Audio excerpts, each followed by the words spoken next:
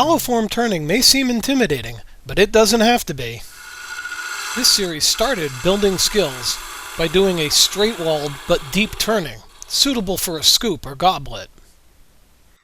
Part 2 introduced the use of hollowing tools by undercutting the rim of a shallow bowl project. Now in Part 3, we bring those skills together to create a classic hollow form turning. As always, the process starts by turning the blank true and round using standard tools and techniques. I'm using the hollowing set from Easy Wood Tools. The straight number 1 hollower is used to start the pocket. The gently curved number 2 widens the pocket and gives a little more undercut depth. The deeply curved number 3 allows for dramatic undercuts just inside the opening.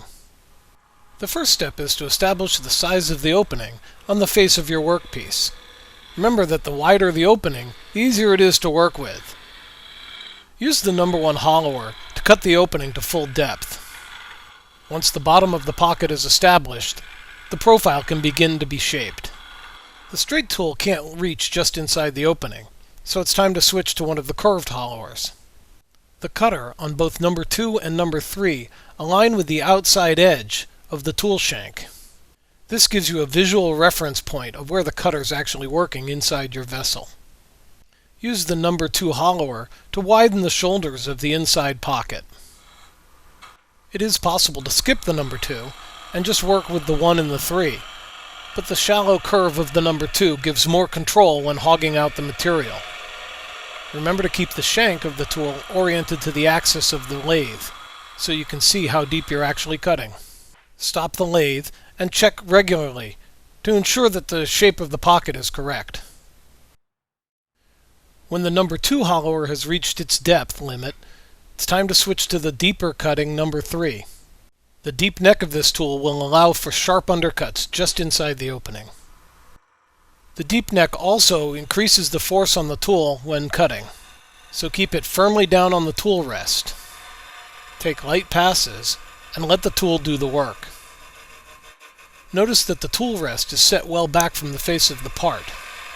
This is so that the wide body of the tool is firmly on the tool rest, helping to resist the tendency to twist when cutting wood.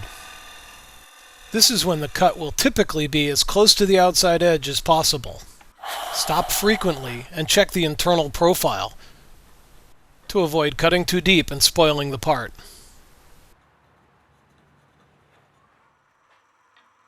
Switch between the 3 tools as needed to establish the depth and profile of the internal turning and smooth it out as much as possible.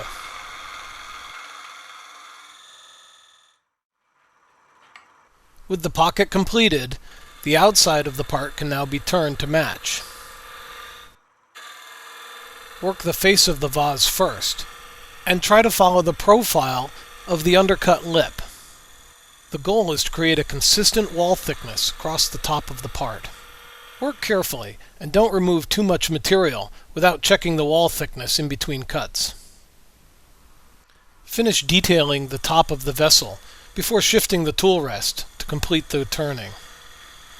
This piece is getting a rim around the opening, so a little bit more wall thickness had to be left on the top to account for this.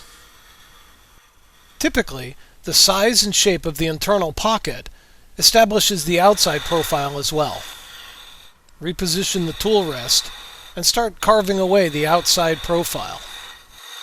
Try to establish a consistent wall thickness through most of the part, allowing it to flare out and thicken as the base profile is established.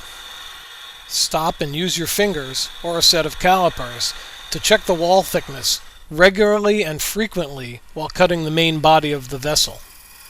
It's all too easy to suddenly find you have 2 pieces instead of 1.